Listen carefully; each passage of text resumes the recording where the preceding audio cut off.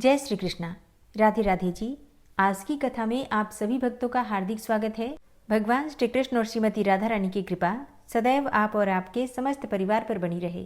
19 नवंबर 2025 आज दिन है बुधवार और आज आप सुनने वाले हैं मार्गशीर्ष मास की कथा का 9वां अध्याय। और आज मार्गशीर्ष मास की अमावस्या भी है। हालांकि 19 नवंबर को सूर्योदय काल में चतुर्दशी तिथि व्याप्त रहेगी और 9:43 पर मतलब सुबह 9:43 से अमावस्या तिथि का प्रारंभ होगा, जो कि 20 नवंबर को दोपहर में 12:16 पर समाप्त होगी। तो ऐसे में इस बार 2 दिनों की अमावस्या है, 19 नवंबर को भी और 20 नवंबर को भी। ऐसे में स्नान दान, दीपदान, पीपल की पूजा और पितरों की पूजा किस दिन करना है, किस दिन कौन सा कार्य करें, इसकी जानकारी चाहते हैं तो चैनल पर वीडियो अपलोड हो चुकी है, आप लोग वहां से देख सकते हैं। दोस्तों, आज की कथा का प्रारंभ करने से पहले आप सभी भक्तों का हृदय से बहुत बहुत आभार व्यक्त करना चाहती हूँ। कमेंट बॉक्स में इतना सारा प्रेम, इतना सारा आशीर्वाद देने के लिए आप सभी भक्तों का बहुत बहुत आभार। और अब मेरा स्वास्थ्य बिल्कुल ठीक है और अब सभी वीडियो आपको बिल्कुल सही समय पर प्राप्त होंगी। और अब भगवान श्री कृष्ण का ध्यान करके आज की पावन कथा का प्रारंभ करते हैं। भगवान जगन्नाथ जी के चमत्कार के विषय में कौन नहीं जानता। इस विषय में बहुत सारी सत्य कथाएं प्रचलित हैं। उनमें से एक कथा है गोस्वामी तुलसीदास की, और ये तुलसीदास की भगवान जगन्नाथ जी के दर्शन के विषय में बिल्कुल सच्ची कहानी है। एक बार की बात है, गोस्वामी तुलसीदास जी भगवान का दर्शन करने श्री जगन्नाथपुरी गए। मंदिर में भक्तों की भीड़ देखकर प्रसन्न मन से अंदर प्रविष्ट हुए। जगन्नाथ धाम में जगन्नाथ जी का दर्शन करते ही वे निराश हो गए और विचार करने लगे कि यह बिना हाथ पांव वाले लकड़ी का विग्रह हमारा इष्ट नहीं हो सकता। हमारे इष्ट के हाथ में तो धनुष बाण है, वक्षस्थल सिंह जैसा चौड़ा है, लंबी भुजाएं हैं।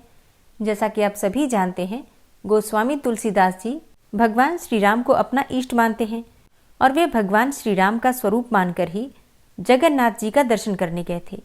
लेकिन दर्शन करने के बाद वे निराश हो गए और बाहर निकलकर दूर एक वृक्ष के तले बैठ गए। सोचने लगे कि इतनी दूर आना तो व्यर्थ हुआ। क्या गोलाकार नेत्रों वाला हस्तपाद विहीन दारूदेव मेरा राम हो सकता है? कदापि नहीं। रात्रि हो गई। भूख और प्यास के मारे तुलसीदास जी बहुत श्रमित हो गए थे। अचानक एक आहट हुई। वे ध्यान से सुनने लगे।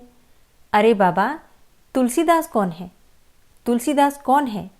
एक बालक हाथों में प्रसादी भात की थाली लिए पुकार रहा था। तभी गोस्वामी तुलसीदास जी उठते हुए बोले, मैं ही हूँ तुलसीदास, कहो क्या बात है? बालक ने कहा, आप यहाँ हैं?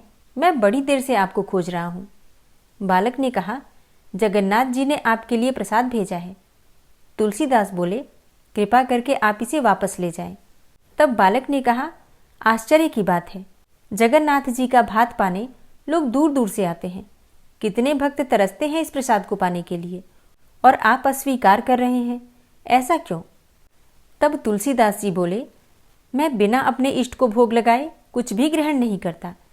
फिर यह जगन्नाथ का जूठा प्रसाद, जिसे मैं अपने इष्ट को समर्पित न कर सकूं, इसका भोग मैं श्री राम को कैसे लगाऊं? बालक ने मुस्कुराते हुए कहा, बाबा, आपके इष्ट ने ही तो भेजा है। तुलसीदास बोले, यह हस्तपाद विहीन दारू मूर्ति मेरा इष्ट नहीं हो सकते। बालक ने कहा कि अपने श्री रामचरित मानस में तो आपने इसी रूप का वर्णन किया है। और फिर बालक ने श्री रामचरित मानस की उस चौपाई का वर्णन किया। बिनु पद चलई सुनई बिनु काना, कर बिनु कर्म करई विधि नाना, आनन रहित सकल रस भोगी, बिनु बानी बकता बड़ जोगी। अब यह बात सुनते ही तुलसीदास के नेत्रों से अश्रुधारा बहने लगी। मौन हो गए और प्रसाद की थाल रखकर वह बालक यह कहकर अदृश्य हो गया कि मैं ही राम हूं। मेरे मंदिर के चारों द्वारों पर हनुमान का पहरा है। विभीषण नित्य मेरे दर्शन को आता है। कल प्रातः तुम भी आकर दर्शन कर लेना।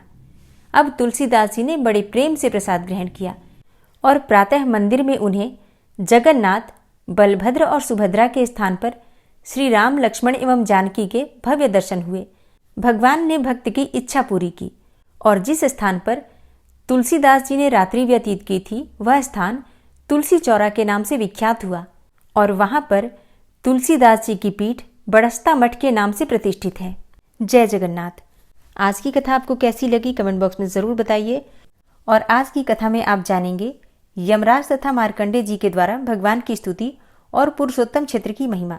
जैसा कि कल की कथा में आपने सुना कि भगवान श्री हरिविष्णु ने ब्रह्मा जी को आदेश दिया कि वो पुरुषोत्तम क्षेत्र में जाकर निवास करें और वहीं जाकर ध्यान करें, तपस्या करें। अब पुरुषोत्तम क्षेत्र कहाँ है, तो देखिए, ऐसा माना जाता है कि भगवान विष्णु जब 4 धामों पर बसे हुए अपने धामों की यात्रा पर जाते हैं तो हिमालय की ऊंची चोटियों पर बने अपने धाम बद्रीनाथ में स्नान करते हैं। पश्चिम में गुजरात के द्वारिका में वस्त्र पहनते हैं, पुरी में भोजन करते हैं और दक्षिण में रामेश्वरम में विश्राम करते हैं। द्वापर युग के बाद भगवान कृष्ण पुरी में निवास करने लगे और बन गए जग के नाथ अर्थात जगन्नाथ। पुरी का जगन्नाथ धाम 4 धामों में से एक है। यहाँ भगवान जगन्नाथ अपने बड़े भाई बलभद्र और बहन सुभद्रा के साथ विराजते हैं। हिंदुओं की प्राचीन और पवित्र 7 नगरियों में पुरी उड़ीसा राज्य के समुद्री तट पर बसा है और यहीं पर वो विशालकाय मंदिर देश का सबसे बड़ा मंदिर माना जाता है। पुराणों में इसे धरती का वैकुंठ कहा गया है। इसे श्री क्षेत्र, श्री पुरुषोत्तम क्षेत्र, शाक क्षेत्र, नीलांचल, नीलगिरी और श्री जगन्नाथपुरी भी कहते हैं। उस पुरुषोत्तम क्षेत्र की महिमा बताते हुए जैमिनी ऋषि कहते हैं, मनुष्य जिनका नाम लेकर सब पापों से मुक्त हो जाता है, उन्हीं के दर्शन करने पर क्या मोक्ष दुर्लभ होगा? मन से भगवान विष्णु का चिंतन करते हुए यदि मनुष्य प्राण त्याग करता है तो वह भी मुक्त हो जाता है। फिर जिसने साक्षात भगवान का दर्शन कर लिया, अगर वो मुक्ति प्राप्त कर लेता है तो फिर आश्चर्य क्या है। पुरुषोत्तम क्षेत्र की महिमा अद्भुत है। वो क्षेत्र अज्ञानियों को भी मुक्ति देने वाला है। फिर जो सदैव शांत, वैराग्य और ज्ञान में संयुक्त है, ऐसे मनुष्यों के लिए तो कहना ही क्या है। ऋषियों ने पूछा, हे मुने, नीलाचल पर भगवान विष्णु का दर्शन करके ब्रह्मा जी ने क्या किया? जैमिनी जी बोले, पुरुषोत्तम क्षेत्र का अत्यंत अद्भुत महात्म्य देखकर ब्रह्मा जब तक भगवान विष्णु का ध्यान करते रहे, तब तक पितरों के स्वामी यमराज अपने अधिकार के संकुचित होने से व्याकुल होकर दीनमुख से नीलाचल पर्वत पर आए और वहां भगवान लक्ष्मीपति का दर्शन तथा उन्हें साष्टांग प्रणाम करके अपने अधिकार की दृढ़ता के लिए भगवान जगन्नाथ की स्तुति करने लगे। यमराज बोले, सृष्टि, पालन तथा संहार के एकमात्र कारण हे देव देवेश्वर, आपको नमस्कार है। सूत में मड़ियों की भांति आप में यह सब जगत गुथा हुआ है। आपने ही इस विश्व को धारण किया है, आपने ही इसकी सृष्टि की है तथा आप ही ने इसका पालन पोषण भी किया है। चंद्रमा और सूर्य आदि का रूप धारण करके आप सदा समस्त संसार को प्रकाशित करते हैं। आप इस विश्व के स्वामी, जगत की उत्पत्ति के कारण, संसार के आवास स्थान, जगत गुरु, लोक साक्षी तथा आदि अंत से रहित हैं। आपको मैं प्रणाम करता हूँ। हे प्रभु, आप उत्तम करुणा रूपी जल से भरे हुए समुद्र हैं। आपको नमस्कार है। आपका वैभव पर, अपर एवं परात्पर से भी अतीत है। आप ही इस विश्व के उत्पादक हैं। संसार के संताप रूपी हिम को सुखा डालने वाले सूर्य, आपको नमस्कार है। हे दीनबंधो, आपको नमस्कार है। आपने अपनी माया से समस्त वैभवों की रचना की है। तीनों गुण आपकी रज्जू अर्थात रस्सी हैं। आपको मेरा नमस्कार है। कमल केसर की भांति निर्मल पीत वस्त्र धारण करने वाले, आपको नमस्कार है। आपके कटाक्षपात मात्र से ही संसार की सृष्टि, पालन और संहार होते हैं तथा यह ऊंच नीच जगत बार बार जन्म लेता है। नीलाचल की गुफा में निवास करने वाले आप कृपा निधान प्रभु को मैं प्रणाम करता हूँ। आप शंख, चक्र, गदा और पद्म धारण करने वाले तथा सबको शुभ प्रदान करने वाले हैं। शरणागत प्राणियों के समस्त पापों का नाश करने वाले मुरारी को मैं नमस्कार करता हूँ। आपका मनोहर एवं विशाल वक्ष श्री वत्स चिन्ह तथा कौस्तुभ मणि से उद्भासित है। आपको नमस्कार है। आपके युगल चरणार विंदों का आश्रय लेने से ऐश्वर्य भागिनी लक्ष्मी की सब लोग शरण लेते हैं और वे सबको पृथक पृथक ऐश्वर्य देने में समर्थ होती हैं। वे लक्ष्मी आपकी परा और अपरा प्रकृति हैं। वे समस्त शुभ लक्षणों से लक्षित होती हैं तथा आप लक्ष्मीपति के वक्षस्थल पर नित्य निवास करती हैं। हे भगवान, आपकी प्रिया उन लक्ष्मी जी को मैं प्रणाम करता हूँ। उस समय धर्मराज के इस प्रकार स्तुति करने पर परम संतोष को प्राप्त हुए भगवान लक्ष्मीपति ने अपने वाम भाग में बैठी हुई लक्ष्मी जी की ओर कटाक्षपूर्वक देखकर उनसे कुछ कहने के लिए संकेत किया। उनकी प्रेरणा पाकर संसार दुख का विनाश करने वाली लक्ष्मी ने सब लोगों के कल्याण के लिए यमराज से कहा, हे सूर्यनंदन, तुम जिस उद्देश्य से यहाँ हम दोनों की स्तुति करते हो, उसकी सिद्धि इस क्षेत्र में तो दुर्लभ है, क्योंकि हमारे लिए इस पुरुषोत्तम क्षेत्र का त्याग करना असंभव है। इस क्षेत्र में कभी कर्मों के फल नहीं प्राप्त होते। यहाँ बसने वाले मनुष्यों और पशु पक्षियों के पाप भी जलकर भस्म हो जाते हैं। इस क्षेत्र में नीलेंद्र मणि के समान मनोहर श्याम विग्रहधारी साक्षात विष्णु नारायण का दर्शन करके मनुष्य कर्म बंधन से मुक्त हो जाता है। अतः इसे छोड़कर अन्यत्र कर्म भूमि में ही तुम्हारा अधिकार है। जो तुम्हारे भी प्रतितामह हैं, वे ब्रह्मा जी इस क्षेत्र का महात्म्य जानकर भगवान गदाधर की स्तुति करते हैं। इसलिए जो प्राणी यहाँ निवास करते हैं वे तुम्हारे वश में जाने योग्य नहीं है। हे वैवस्वत, यहाँ जीवन मुक्त एवं मुमुक्षु पुरुष निवास करते हैं। लक्ष्मी जी के इस प्रकार समझाने पर लज्जा से विनीत होकर यमराज ने कहा, हे सुरेश्वरी, आपने जो ये कहा है कि यह क्षेत्र भगवान विष्णु के सानिध्य से मोक्ष देने वाला है, सो ठीक है। ईश्वर की इच्छा निरंकुश अर्थात प्रतिबंध रहित होती है। जो विष्णु अन्यत्र किसी को बंधन देते हैं वही यहाँ मोक्ष प्रदान करते हैं। हे माता, मेरे तथा स्वर्ग नरक के भी वे ही सृष्टा हैं। अतः यदि उनकी इच्छा से यहाँ मरे हुए लोगों को मोक्ष प्राप्त होता है तो इस क्षेत्र का प्रमाण और यहाँ निवास करने वालों का फल आदि सब बातें मुझे विस्तार पूर्वक बतलाइए। लक्ष्मी देवी ने कहा, हे रविनंदन, जब समस्त चराचर जगत नष्ट होकर प्रलय काल के समुद्र में डूब चुका था, उस समय 7 कल्पों तक जीवित रहने वाले मार्कंडे मुनि कहीं भी ठहरने के लिए स्थान न पाकर बहुत चिंतित हुए। उन्हें कहीं भी शांति नहीं मिलती थी। जल के समुद्र में इधर उधर बहते हुए वे पुरुषोत्तम क्षेत्र में आए। यहाँ उन्होंने अक्षयवट को देखा और एक बालक का वचन अपने कानों से सुना, मार्कंडे, शोक न करो, मेरे पास आकर अपने अनुपम दुख को छोड़ दो। यह विचित्र वचन, जिसके सुनाई देने की कोई आशा नहीं थी, सुनकर मार्कंडे मुनि को बड़ा आश्चर्य हुआ। वे सोचने लगे, इस महाभयानक एकार्णव के जल में यह क्षेत्र नौका की भांति दिखाई देता है और इसमें यह महान बरगद का वृक्ष खंभ के समान खड़ा है। इस प्रलयकालीन एकार्णव में जब समस्त स्थावर जंगम का नाश हो गया है, तब भूतल का यह प्रदेश बहुत सुस्थिर कैसे प्रतीत होता है। तथा मार्कंडे, आओ, यह स्नेह एवं आग्रह युक्त वचन कहाँ से सुन पड़ता है। यही सब सोचते और जल में तैरते हुए मार्कंडे जी ने शंख चक्र गदा हाथ में लिए भगवान विष्णु को तथा उनके हृदय कमल के आसन पर बैठी हुई मुझ लक्ष्मी को भी देखा। तब उनका चित्त प्रसन्न हो गया और उन्होंने हम दोनों को साष्टांग प्रणाम किया।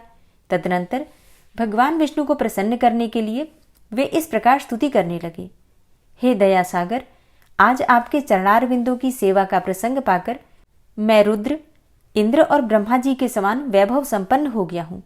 आज तक सब ओर संताप उठाता रहा। हे प्रभु, अब अपनी शरण में आए हुए मुझ दीन की रक्षा कीजिए। आपके युगल चरणारविंद अचिंत्य शक्ति से संपन्न और कल्याण की प्राप्ति के लिए प्रधान कारण है और इसलिए ब्रह्मा आदि देवता सदा उनकी परिचर्या में लगे रहते हैं। मैं तो भक्तिभाव से हीन और दीन हूँ। हे दया सिंधो, मेरी रक्षा कीजिए। यह समस्त ब्रह्मांड जिनके अंग से उत्पन्न हुआ है और ऐसे कोटि कोटि ब्रह्मांड जिनमें स्थित प्रतीत होते हैं तथा जिनके लीला विलास से ही सबकी सृष्टि, पालन और संहार कार्य होते हैं, वे ही आप विष्णु हैं। हे भगवान, मुझ अत्यंत दीन की रक्षा कीजिए।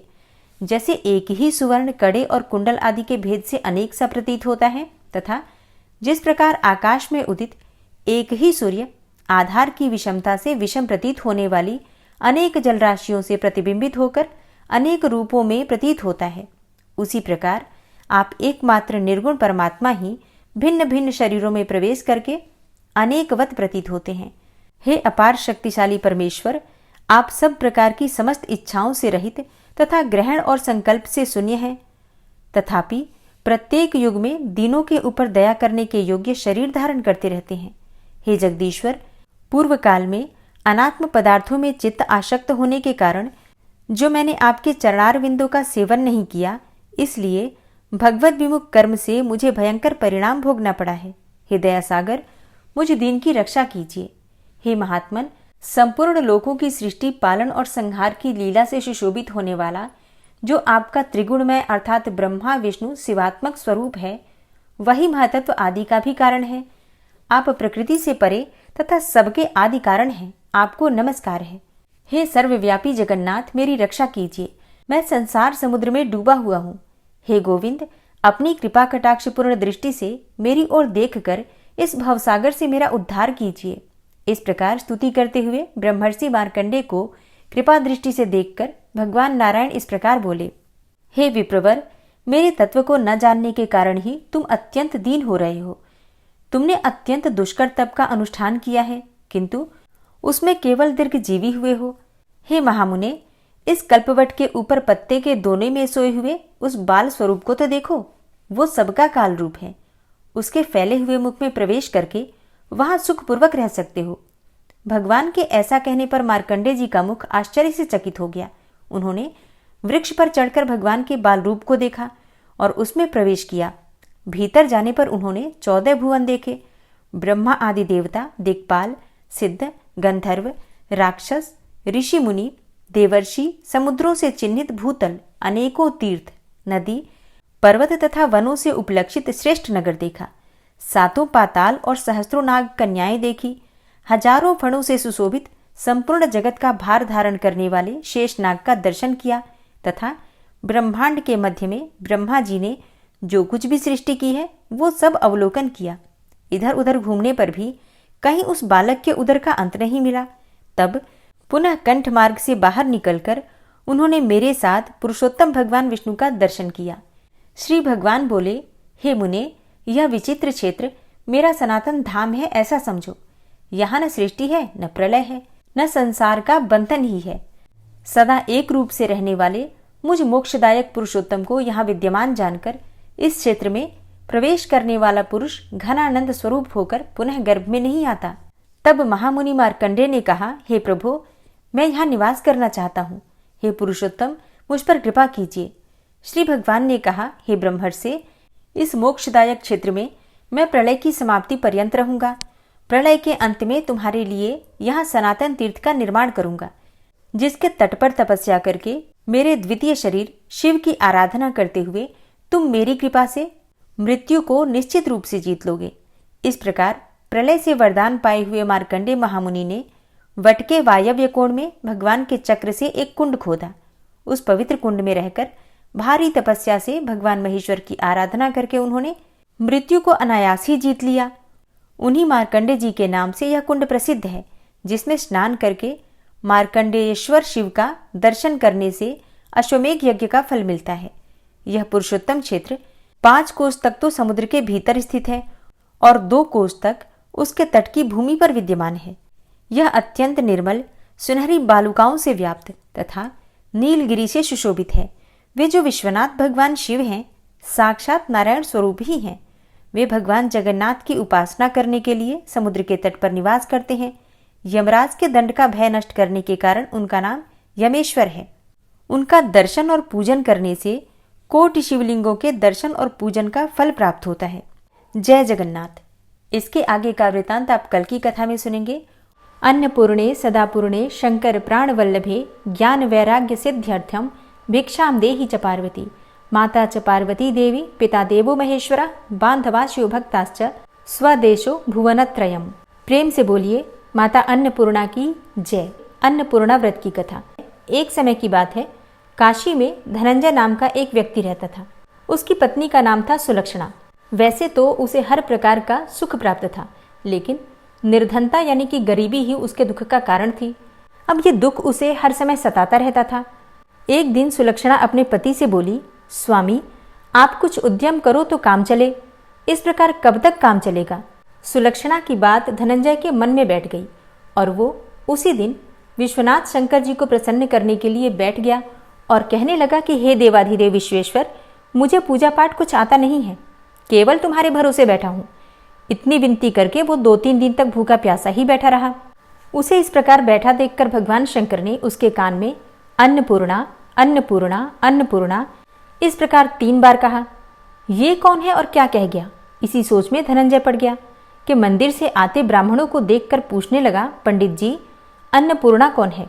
ब्राह्मणों ने कहा, तू अन्न छोड़कर बैठा है, सो तुझे अन्न की ही बात सूझ रही है। जा, घर जाकर अन्न ग्रहण कर। धनंजय घर गया और सारी बातें उसने अपनी स्त्री से कहा। वो बोली, हे नाथ, चिंता मत करो, स्वयं शंकर जी ने यह मंत्र दिया है, वे स्वयं ही खुलासा करेंगे। आप फिर जाकर उनकी आराधना करो। धनंजय फिर से जैसा का तैसा पूजा पर बैठ गया। अब रात्रि में शंकर जी ने आज्ञा दी, कहा कि तू पूर्व दिशा में चला जा। वो अन्नपूर्णा माता का नाम जपता जाता और रास्ते में फल खाता, झरनों का पानी पीता जाता। इस प्रकार कितने ही दिनों तक चलता ही रहा। वहां उसे चांदी की चमकती वन की शोभा देखने में आई और सुंदर सरोवर देखने में आया। उसके किनारे कितनी ही अप्सराएं झुंड बनाए बैठी थी, एक कथा कहती थी और बाकी सब माँ अन्नपूर्णा इस प्रकार बार बार कहती थी। ये अगहन मास की उजेली रात थी और आज से ही व्रत का आरंभ था। जिस शब्द की खोज करने वो निकला था वो उसे वहां सुनने को मिला। धनंजय ने उनके पास जाकर पूछा, हे देवियों, आप ये क्या करती हो?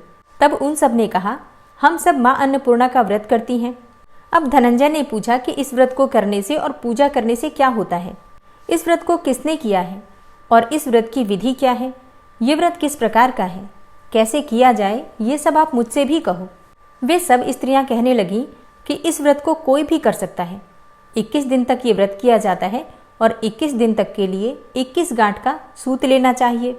21 दिन यदि न बने तो एक दिन उपवास करें, वो भी न बने तो केवल कथा सुनकर ही प्रसाद लें। निराहार रहकर कथा कहें। कथा सुनने वाला कोई ना मिले तो पीपल के पत्तों को रखकर, सुपारी या घृत कुमारी अर्थात गुआरपाठ वृक्ष को सामने रखकर, दीपक को साक्षी मानकर, सूर्य, गाय, तुलसी या महादेव को बिना कथा सुनाए मुख में दाना न डालें और यदि भूल से कुछ पड़ जाए तो एक दिवस फिर से उपवास करें। व्रत के दिन क्रोध न करें और झूठ न बोलें। धनंजय बोला, इस व्रत को करने से क्या होगा? वे कहने लगी, इसके करने से अंधों को नेत्र मिले, लूलों को हाथ मिले, निर्धन के घर धन आए, बांझों को संतान मिले, मूर्ख को विद्या आए। जो जिस कामना से व्रत करे माँ उसकी हर इच्छा पूरी करती हैं। तब वो कहने लगा, बहनों, मेरी भी धन नहीं है, विद्या नहीं है, कुछ भी तो नहीं है, मैं तो दुखिया ब्राह्मण हूँ, मुझे इस व्रत का सूत दोगी? तब स्त्रियां बोली, हाँ भाई, तेरा कल्याण हो, तुझे सूत देंगी, ले इस व्रत का मंगल सूत ले। धनंजय ने व्रत किया, व्रत पूरा हुआ। तभी सरोवर में से 21 खंड की सुवर्ण सीढ़ी हीरा मोती जड़ी हुई प्रकट हुई। धनंजय जय अन्नपूर्णा कहता जाता। इस प्रकार कितनी ही सीढ़ियां उतर गया तो क्या देखता है कि करोड़ों सूर्य से प्रकाशमान अन्नपूर्णा माता का मंदिर है। उसके सामने सुवर्ण सिंहासन पर माता अन्नपूर्णा विराजमान है। सामने भिक्षा हेतु शंकर भगवान खड़े हैं। देवांगनाएं चंवर डुलाती हैं, कितनी ही हथियार बांधे पहरा देती हैं। धनंजय दौड़कर जगदम्बा के चरणों में गिर पड़ा। देवी उसके मन का सारा क्लेश जान गई। धनंजय कहने लगा, माता, आप तो अंतर्यामिनी हो, आपको अपनी दशा क्या बताऊं? माता बोली, मेरा व्रत किया है तो जा, सारा संसार तेरा सत्कार करेगा। माता ने धनंजय की जिह्वा पर बीज मंत्र लिख दिया। अब तो उसके रोम रोम में विद्या प्रकट हो गई।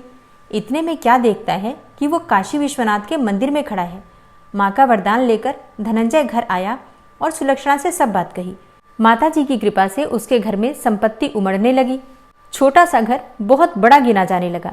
जैसे शहद के छत्ते से मक्खियां जमा होती हैं, उसी प्रकार अनेकों सगे संबंधी आकर उसकी बड़ाई करने लगे।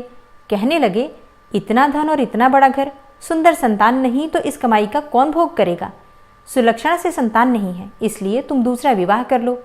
अनिच्छा होते हुए भी धनंजय को दूसरा विवाह करना पड़ा और सती सुलक्षणा को सौत का दुख उठाना पड़ा। इस प्रकार दिन बीतते गए। फिर अगहन मास आया। नए बंधन से बंधे पति से सुलक्षणा ने कहलाया कि हम व्रत के प्रभाव से सुखी हुए हैं, इस कारण ये व्रत छोड़ना नहीं चाहिए। ये माता जी का प्रताप है जो हम इतने संपन्न और सुखी हैं। सुलक्षणा की बात सुनकर धनंजय उसके वहां आया और व्रत में बैठ गया। नई बहू को इस व्रत की खबर नहीं थी। वो धनंजय के आने की राह देख रही थी।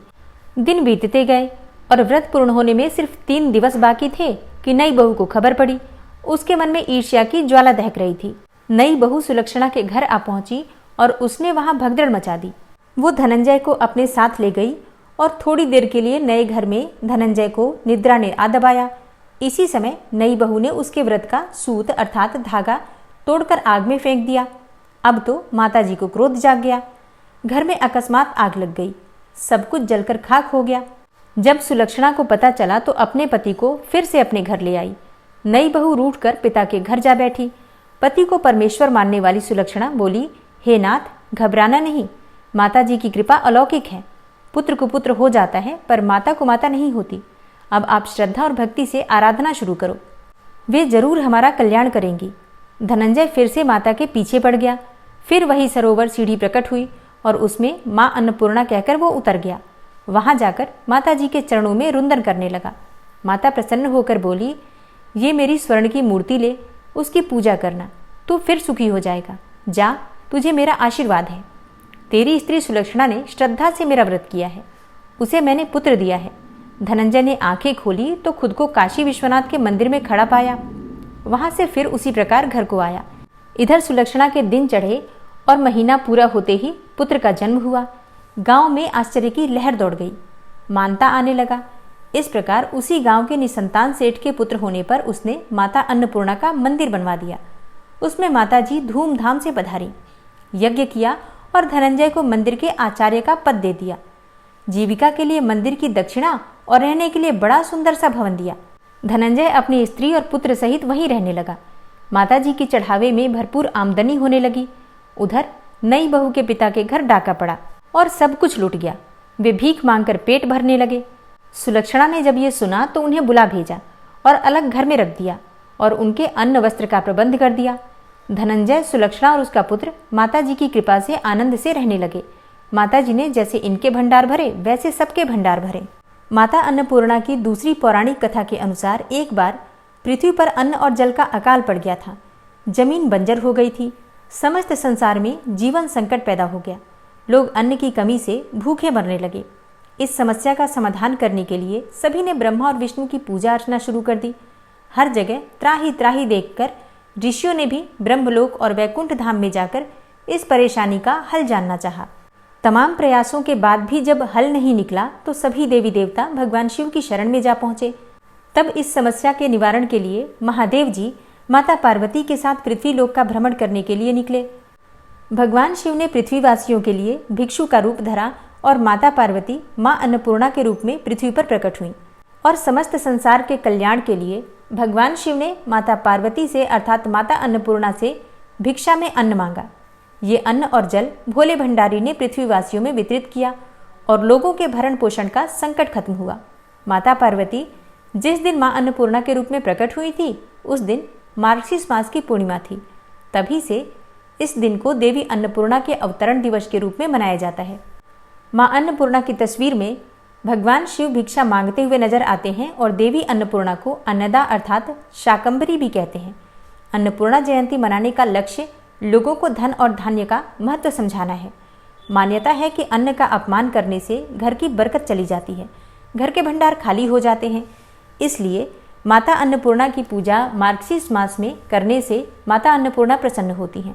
प्रेम से बोलिए माता अन्नपूर्णा की जय। ओम महालक्ष्म्यै च विद्महे विष्णुपत्न्यै च धीमहि तन्नो लक्ष्मी प्रचोदयात्। महालक्ष्मी अष्टकम स्तोत्र का पाठ हिंदी अर्थ से। ओम श्री महालक्ष्मी अष्टकम। इंद्र उवाच नमस्तेस्तु महामाये श्रीपीठे सुरपूजिते शंखचक्र गदाहस्ते महालक्ष्मी नमोस्तुते। अर्थात इंद्र बोले, श्रीपीठ पर स्थित और देवताओं से पूजित होने वाली हे महामाये तुम्हें नमस्कार है। हाथ में शंख चक्र और गदा धारण करने वाली हे महालक्ष्मी तुम्हें प्रणाम है। नमस्ते गरुड़ारूढ़े कोलासुर भयंकरी सर्व पाप हरे देवी महालक्ष्मी नमोस्तुते। अर्थात गरुड़ पर आरूढ़ होकर कोलासुर को भय देने वाली और समस्त पापों को हरने वाली हे भगवती महालक्ष्मी तुम्हें प्रणाम है। सर्वज्ञे सर्ववरदे सर्वदुष्ट भयंकरी सर्व पाप हरे देवी महालक्ष्मी नमोस्तुते। अर्थात सब कुछ जानने वाली, सबको वर देने वाली, समस्त दुष्टों को भय देने वाली और सबके दुखों को दूर करने वाली हे देवी महालक्ष्मी तुम्हें नमस्कार है। सिद्धि बुद्धि प्रदे देवी भुक्ति मुक्ति प्रदायिनी मंत्रपूते सदा देवी महालक्ष्मी नमोस्तुते।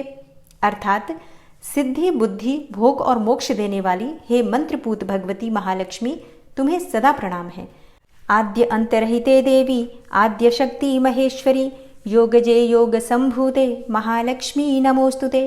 अर्थात हे देवी, हे आदि अंतरहित आदि शक्ति, हे महेश्वरी, हे योग से प्रकट हुई भगवती महालक्ष्मी तुम्हें नमस्कार है। स्थूले सूक्ष्म महारौद्रे महाशक्ते मनोहरे महापाप हरे देवी महालक्ष्मी नमोस्तुते। अर्थात हे देवी, तुम स्थूल, सूक्ष्म एवं महारौद्र रूपिणी हो, महाशक्ति हो, महोदरा हो और बड़े बड़े पापों का नाश करने वाली हो। हे देवी महालक्ष्मी, तुम्हें नमस्कार है। पद्मासन स्थिते देवी परब्रह्म स्वरूपिणी परमेशी जगन्मातर महालक्ष्मी नमोस्तुते। अर्थात हे कमल के आसन पर विराजमान पर ब्रह्म स्वरूपिणी देवी, हे परमेश्वरी, हे जगदम्बे, हे महालक्ष्मी, तुम्हें मेरा प्रणाम है। श्वेतांबर धरे देवी नानालंकार भूषणे जगत स्थिते जगन्मातर महालक्ष्मी नमोस्तुते। अर्थात हे देवी, तुम श्वेत वस्त्र धारण करने वाली और नाना प्रकार के आभूषणों से विभूषित हो, संपूर्ण जगत में व्याप्त एवं अखिल लोक को जन्म देने वाली हो। हे महालक्ष्मी, तुम्हें मेरा प्रणाम है। महालक्ष्म्याष्टकं स्तोत्रम यह पठेत् भक्तिमान् नरः सर्वसिद्धिमवाप्नोति राज्यं प्राप्नोति सर्वदा। अर्थात जो मनुष्य भक्ति युक्त होकर इस महालक्ष्म्याष्टक स्तोत्र का सदा पाठ करता है, वह सारी सिद्धियों और राज्य वैभव को प्राप्त करता है। एक कालम पठे नित्यं महापाप विनाशनम द्विकालम च पठे नित्यं धन धान्य समन्वितः।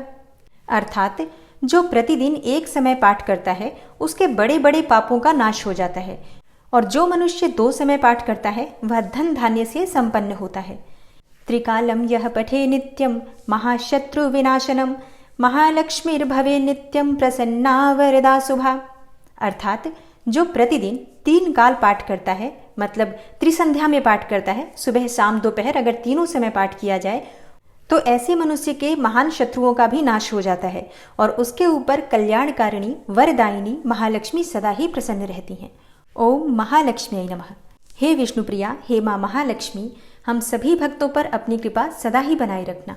ओम विश्वं विष्णुर्वचत्कारो भूतभव्य भवत्प्रभु भूतकृत भूतभृद्भावो भूतात्मा भूतवाहन भूतात्मा परमात्मा च मुक्तानां परमागति अव्ययः पुरुषः साक्षी क्षेत्रज्ञो अक्षर एव च योगो योग विदां नेता प्रधान पुरुषेश्वरः नारसिंह वपुः श्रीमान् केशवः पुरुषोत्तमः सर्वः शर्वः शिवस्थाणुर्भूतादिर्निधिर्व्ययः संभवो भावनो भर्ता प्रभवः प्रभुरीश्वरः स्वयंभू शंभुरादित्यः पुष्कराक्षो महास्वनः अनादिनिधनो धाता विधाता धातुरुत्तमः अप्रमेयो ऋषिकेश पद्मनाभो अमरप्रभु विश्वकर्मा मनुस्त्वष्टा स्थविष्ठः स्थविरो ध्रुवः अग्राह्यः शाश्वतः कृष्णो लोहिताक्षः प्रतर्दनः प्रभूतस्त्रिककुब्धाम पवित्रं मङ्गलं परम् ईशानः प्राणदः प्राणो ज्येष्ठः श्रेष्ठः प्रजापति हिरण्यगर्भो भूगर्भो माधवो मधुसूदनः ईश्वरो विक्रमी धन्वी मेधावी विक्रमः क्रमः अनुत्तमो दुराधर्षः कृतज्ञः कृतिरात्मवान् सुरेशः शरणं शर्म विश्वरेताः प्रजाभवः अह संवत्सरो व्यालः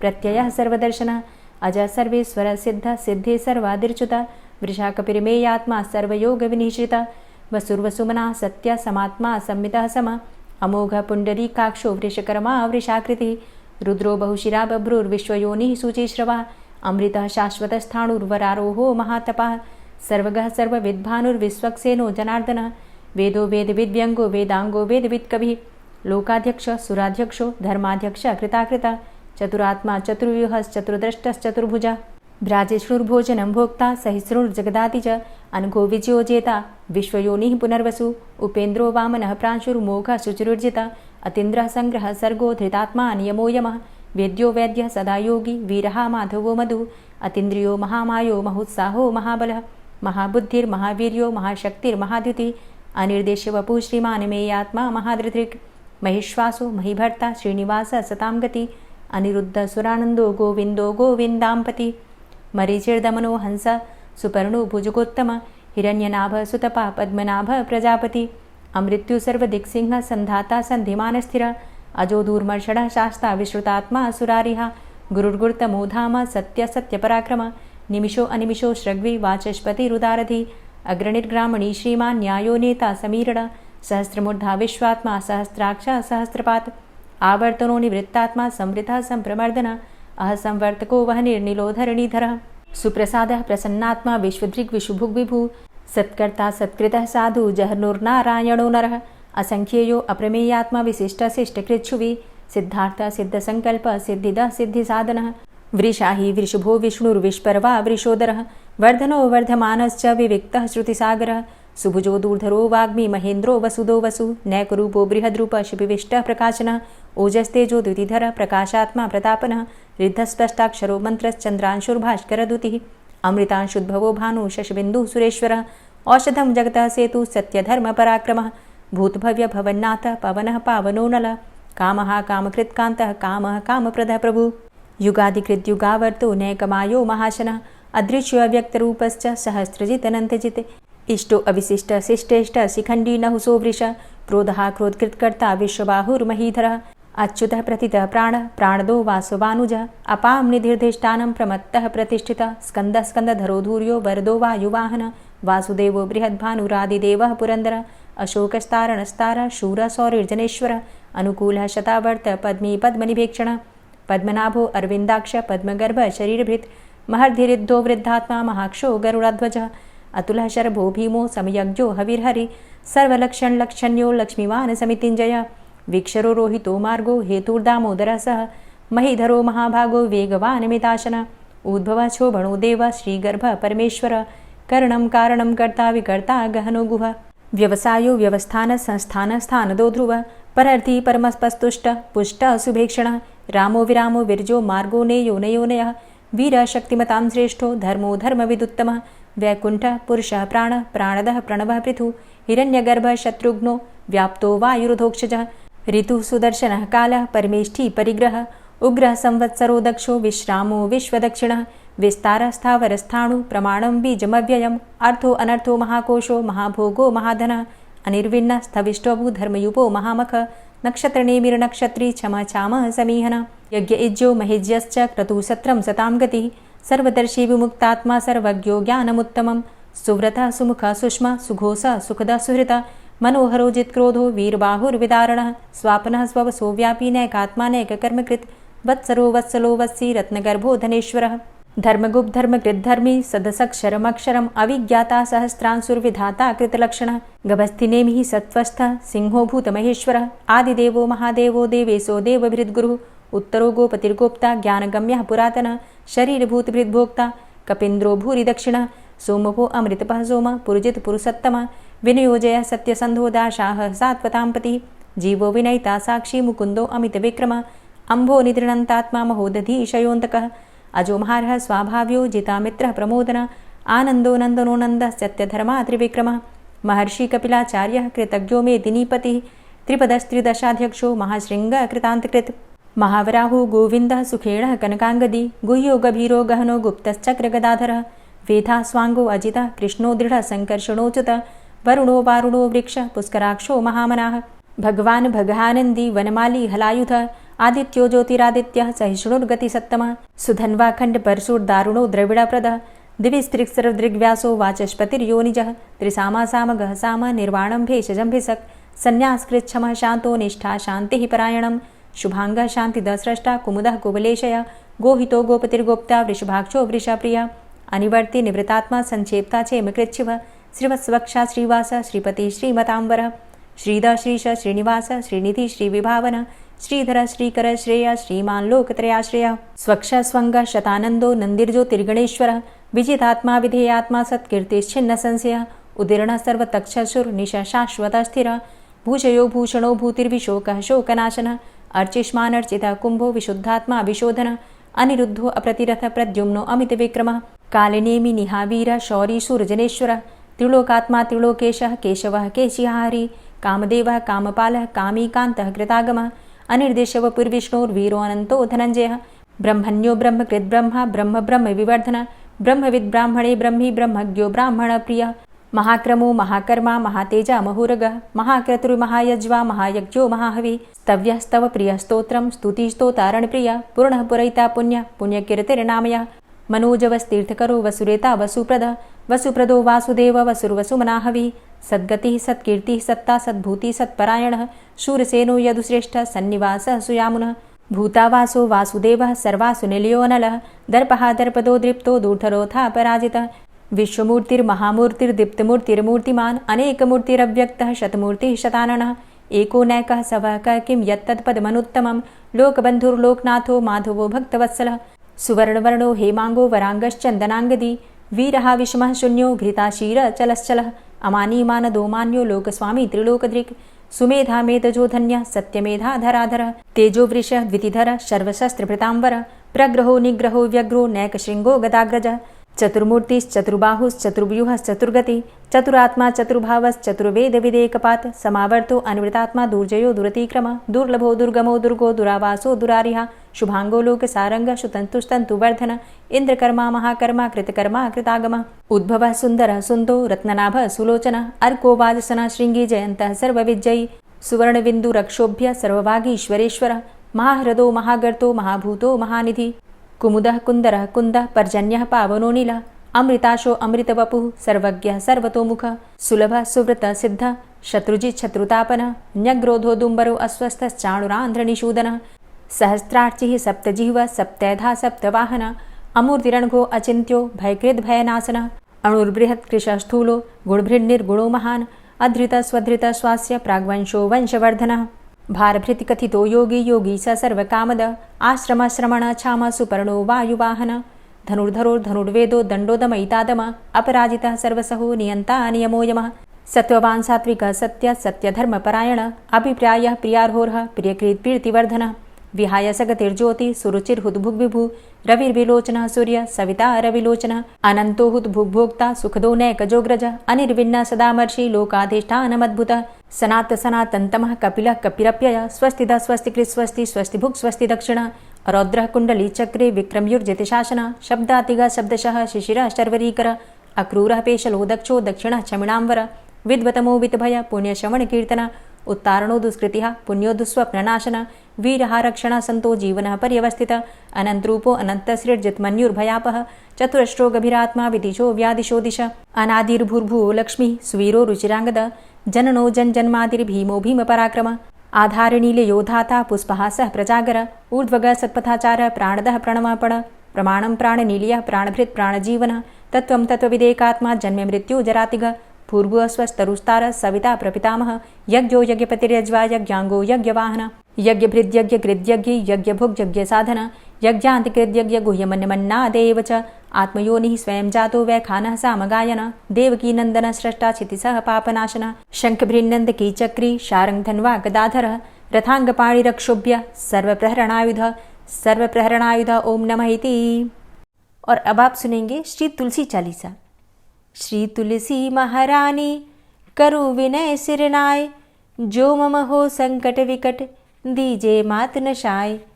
नमो नमो तुलसी महारानी महिमा अमित न जाए बखानी दियो विष्णु तुमको सन्माना जग में छायो सुयस महाना। विष्णु प्रिया जय जयति भवानी तिहु लोक की हो सुख खानी। भगवत पूजा करे जो कोई बिना तुम्हारे सफल न होई। जिन घर तव नहीं होय निवासा उस घर कर ही विष्णु नहीं बासा। करे सदा जो तव नित सुमिरन तेहि के काज होय सब पूरन। कार्तिक मास महात्म तुम्हारा ताको जानत सब संसारा। तव पूजन जो करे कुंवारी पावे सुंदर वर सुकुमारी। करे जो पूजा नित प्रति नारी सुख संपत्ति से होय सुखारी।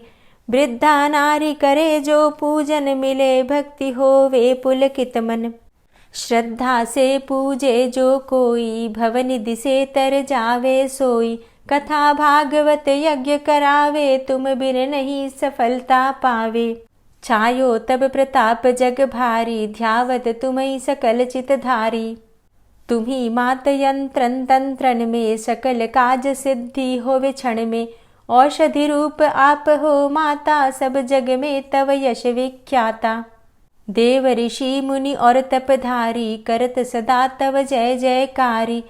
वेद पुराणन तव यश गाया महिमा अगम पार नहीं पाया।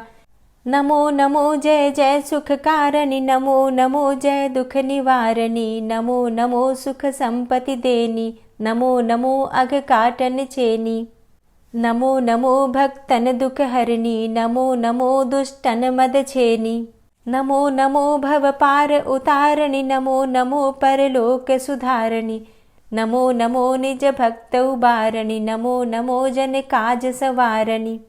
नमो नमो जय कुमति नशावनी, नमो नमो सब सुख उपजावनी।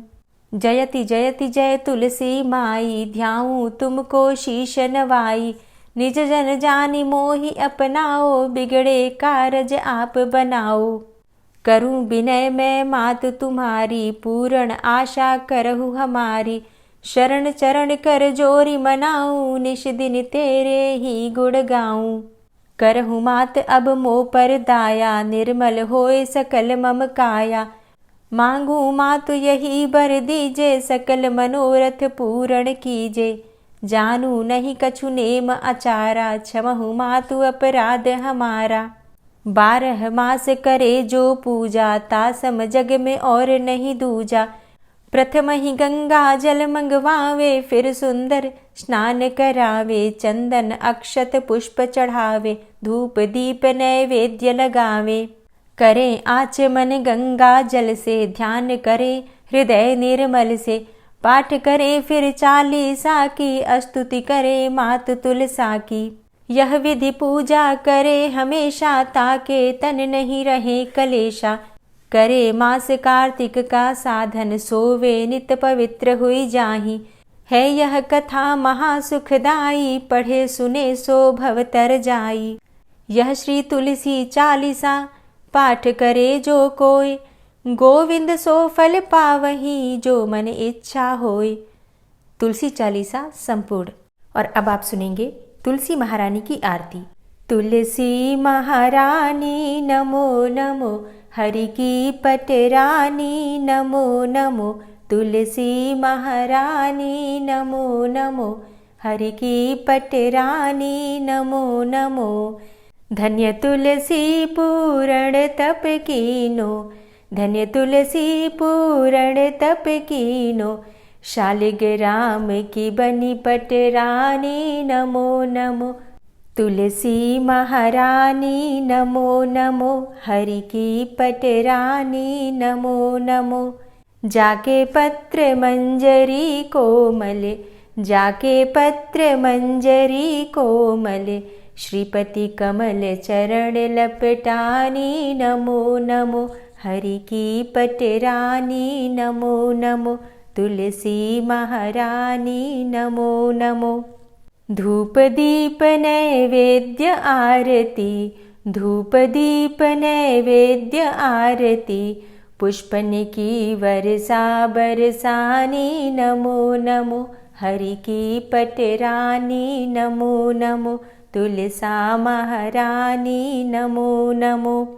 56 भोग 36 व्यंजन, 56 भोग 36 व्यंजन। बिन तुलसा हरि एक न मानी नमो नमो। तुलसी महारानी नमो नमो, हरि की पटरानी नमो नमो।